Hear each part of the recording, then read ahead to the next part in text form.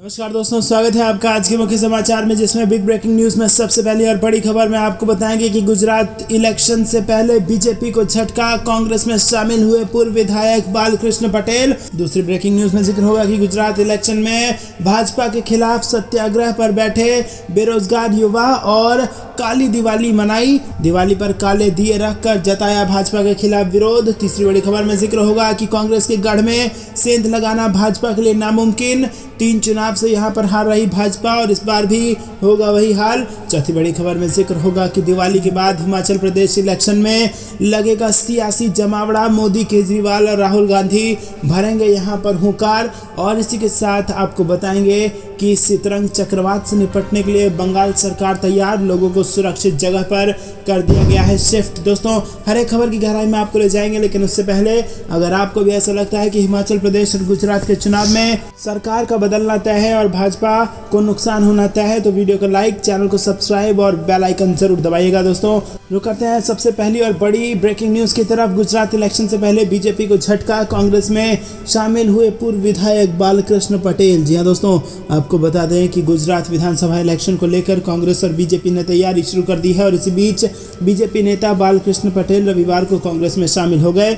उन्होंने आरोप लगाया कि पार्टी ने उन्हें मेहनत से काम करने के बावजूद नजरअंदाज किया और गुजरात कांग्रेस अध्यक्ष जगदीश ठाकुर और पूर्व पार्टी प्रेसिडेंट सिद्धार्थ पटेल की मौजूदगी में बालकृष्ण पटेल ने अहमदाबाद में पार्टी की सदस्यता ली।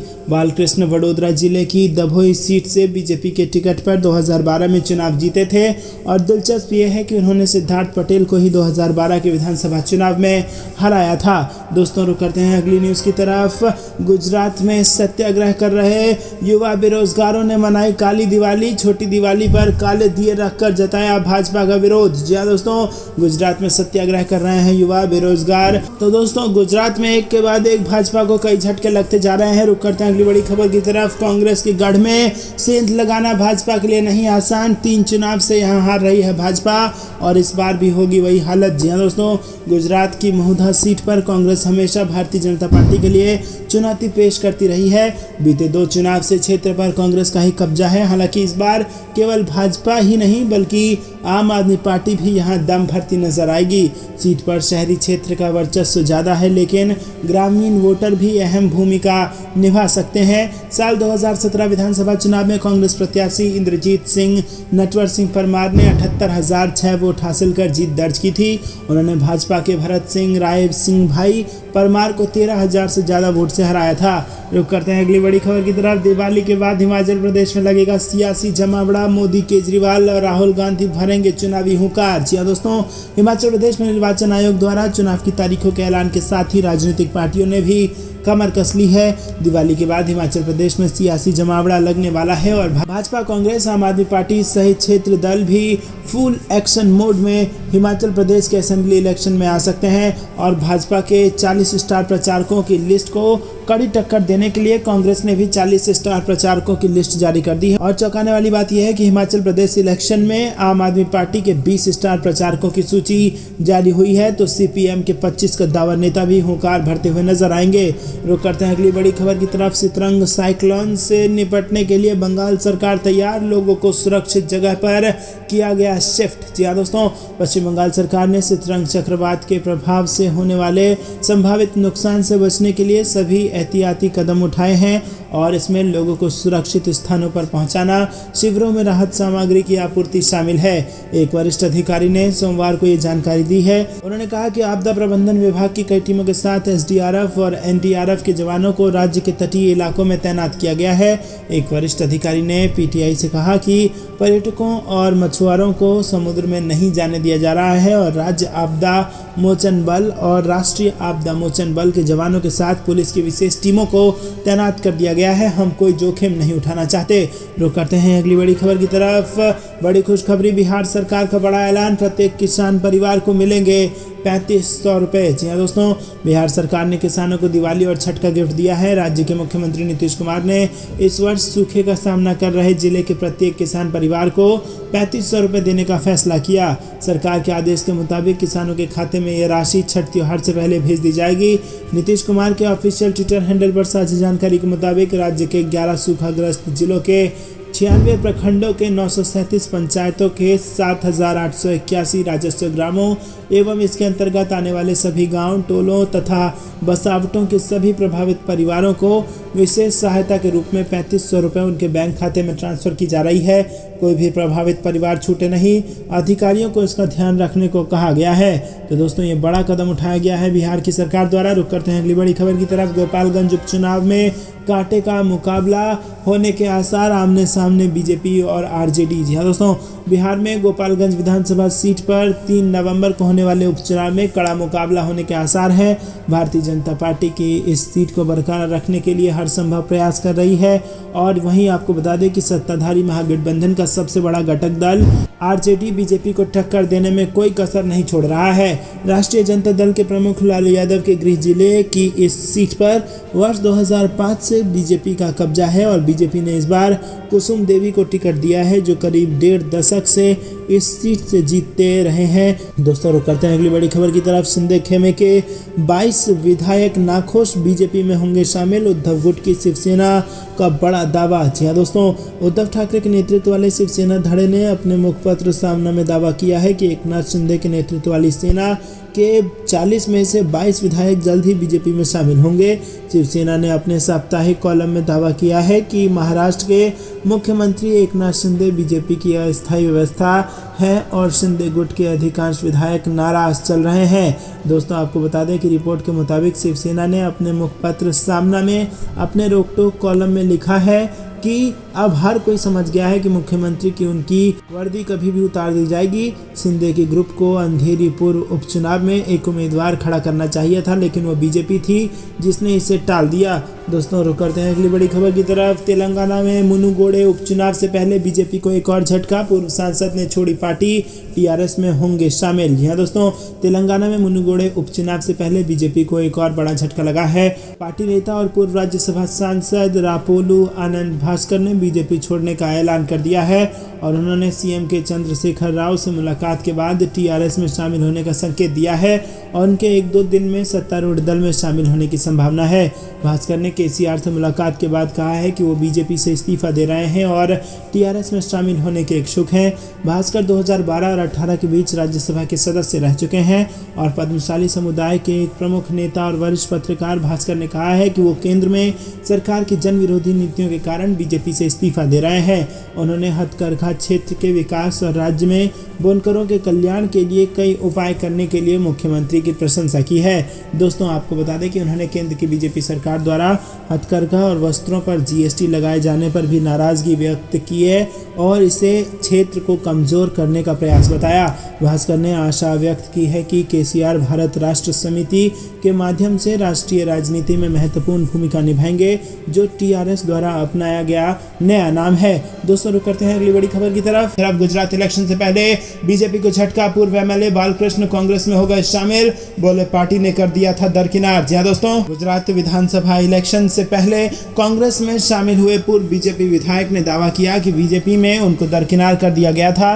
बालकृष्ण पटेल रविवार को कांग्रेस में शामिल हो गए और उन्होंने दावा किया कि कड़ी मेहनत और प्रतिबद्धता के बावजूद उन्हें पार्टी में दरकिनार कर दिया गया, इसीलिए उन्होंने कांग्रेस का दामन थाम लिया है। गुजरात कांग्रेस अध्यक्ष जगदीश ठाकुर और पूर्व अध्यक्ष सिद्धार्थ पटेल ने अहमदाबाद मुख्यालय में बालकृष्ण पटेल को कांग्रेस में शामिल करवाया।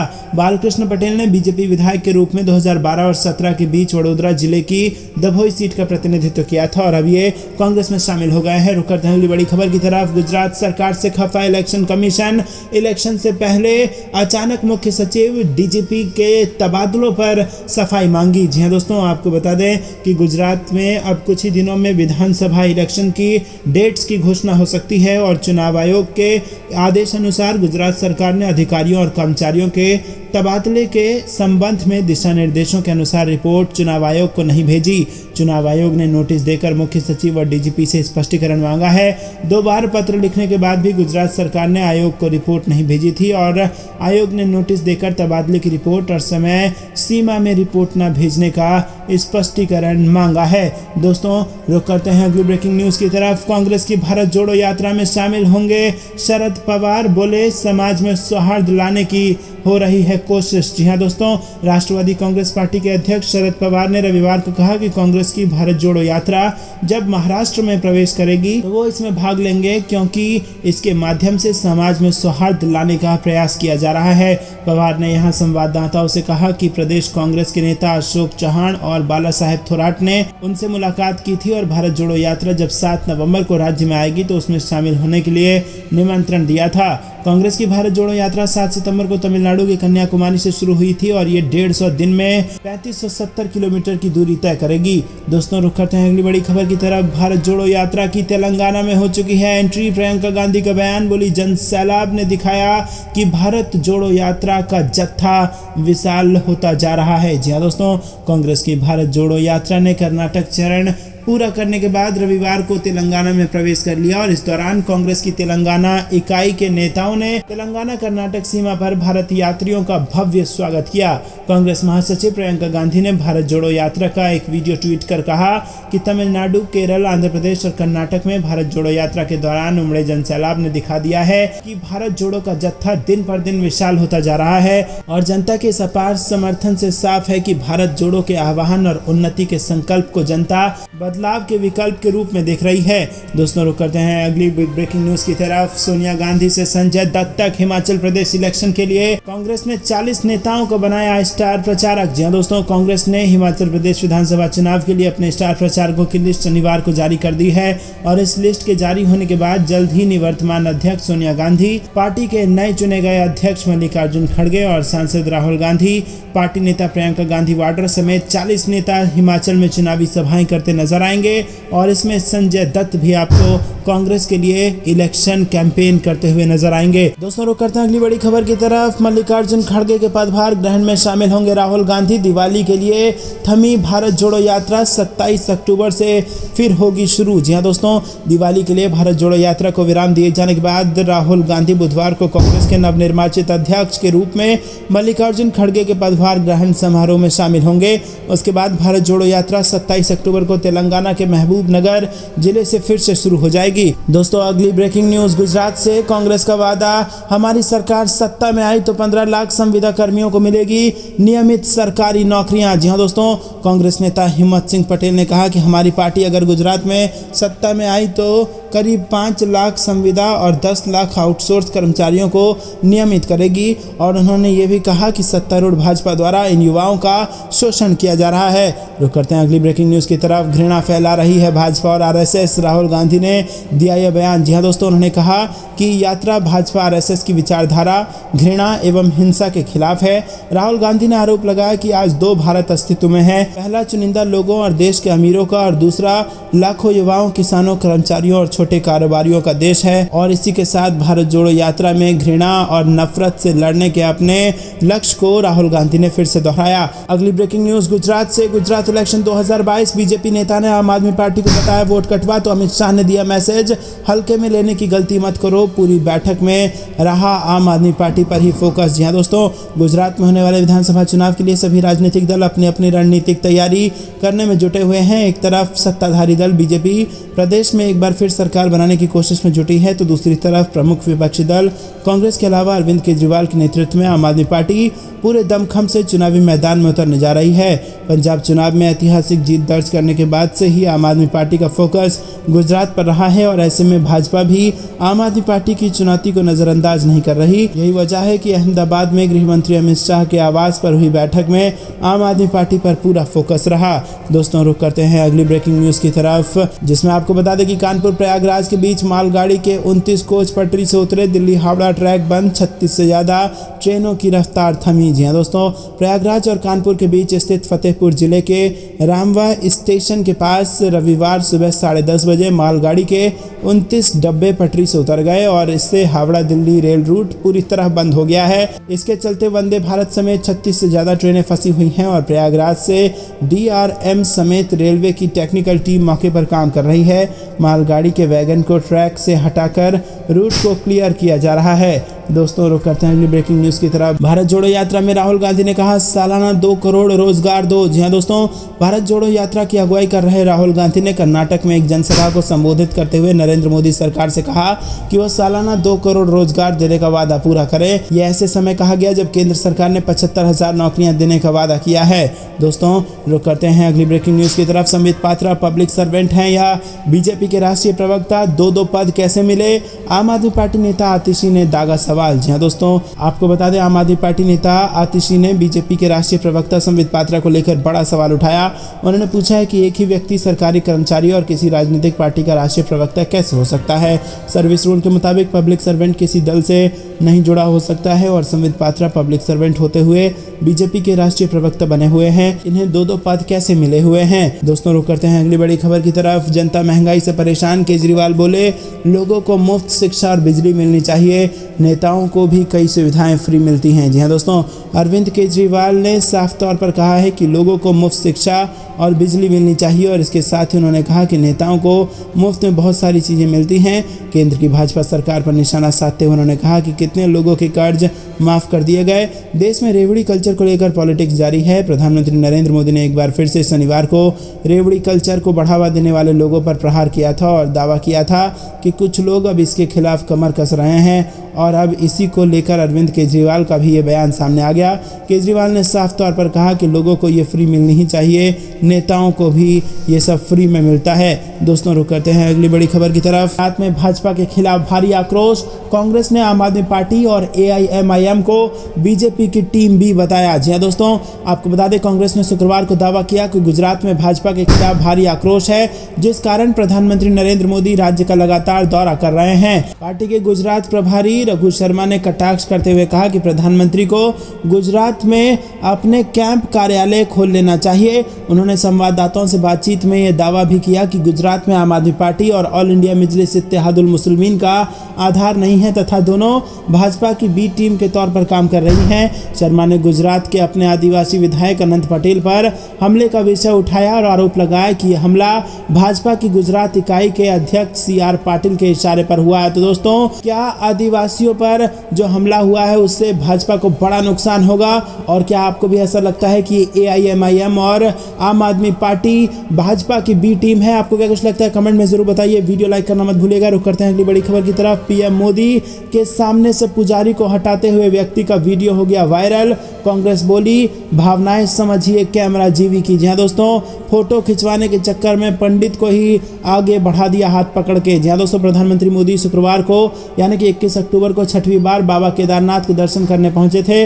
बाबा केदारनाथ की पूजा करते समय PM मोदी का एक वीडियो सोशल मीडिया पर वायरल हो रहा है, जिसको लेकर उनके विरोधियों ने कटाक्ष किया है। कांग्रेस नेताओं के साथ सोशल मीडिया यूजर्स भी वायरल वीडियो पर कमेंट करते नजर आ रहे हैं। सोशल मीडिया पर सामने आए वीडियो में देखा जा सकता है कि PM मोदी बाबा केदारनाथ के दर्शन कर रहे हैं और इस दौरान बीच में एक पुजारी आ जाते हैं, जिनको PM मोदी के बगल में खड़ा एक व्यक्ति हटा देता है। इस वीडियो को शेयर करते हुए विरोधियों ने दावा किया है कि फोटो खींचने के लिए व्यक्ति ने पुजारी को PM मोदी के सामने से हटाया। PM मोदी पर निशाना साध रहे लोगों पर यूजर्स ने जवाब भी दिया है। तो दोस्तों, आपको बता दें कि फोटो के चक्कर में किया गया ऐसा काम जिससे भाजपा को हो गया बड़ा नुकसान। रुक करते हैं अगली बड़ी खबर की तरफ। गुजरात में घटी भाजपा की सीटें, कांग्रेस बना रही है सरकार। जी हाँ दोस्तों, गुजरात में अपने विरोध में कोई बड़ी विपक्षी ताकत ना होने के बावजूद भाजपा ने पूरी ताकत झोंक रखी है। लेकिन आपको बता दें कि कांग्रेस का अब तक जो साइलेंट प्रचार था वो अब जोर शोर से होने लगा है और जिस प्रकार से कांग्रेस को मल्लिकार्जुन खड़गे के तौर पर नए अध्यक्ष मिले हैं, कार्यकर्ताओं में जबरदस्त जोश आ गया है और अब कांग्रेस पार्टी गुजरात में जोर शोर से चुनावी तैयारियों में प्रचार में लग चुकी है। और इतना ही नहीं, कई सर्वे में कांग्रेस पार्टी की प्रचंड जीत के दावे भी किए जाने लगे हैं। रुक करते हैं अगली बड़ी खबर की तरफ। जुमला किंग की इवेंटबाजी है रोजगार मेला, PM मोदी 16 करोड़ नौकरियां कब देंगे, कांग्रेस ने लगाया आरोप। जी हाँ दोस्तों, कांग्रेस ने शनिवार को सरकार के रोजगार मेला को जुमला किंग की इवेंटबाजी करार देते हुए पूछा कि 16 करोड़ नौकरियां कब मिलेगा। और कांग्रेस के महासचिव रणदीप सुरजेवाला ने कहा कि प्रधानमंत्री नरेंद्र मोदी ने सत्ता में आने पर हर साल 2 करोड़ नौकरियां देने का वादा किया था, जो पिछले 8 साल में पूरा नहीं किया गया। उन्होंने कहा कि भारत जोड़ो यात्रा केवल 4 राज्यों से गुजरी है और सरकार को यह स्वीकार करना पड़ा है कि बेरोजगारी देश की सबसे सबसे बड़ी समस्या है। सुरजेवाला ने इसे भारत जोड़ो यात्रा की सबसे बड़ी उपलब्धि बताते हुए ट्वीट किया और कहा, अभी तो भारत जोड़ो यात्रा 4 राज्यों से ही गुजरी है। आखिर जुमला किंग को राहुल गांधी जी ने यह मानने को मजबूर कर दिया कि बेरोजगारी देश की सबसे बड़ी समस्या है। उन्होंने कहा कि इवेंट बाजी नहीं, रोजगार दो। सुरजेवाला ने कहा कि प्रधानमंत्री मोदी को बताना चाहिए कि 16 करोड़ नौकरियां आप कब दे रहे हैं। तो दोस्तों, क्या वाकई में भाजपा ने जो वादा किया था वो पूरा नहीं कर पाई और अब इवेंट बाजी कर रही है? आपको क्या कुछ लगता है, कमेंट में बताइए। रुक करते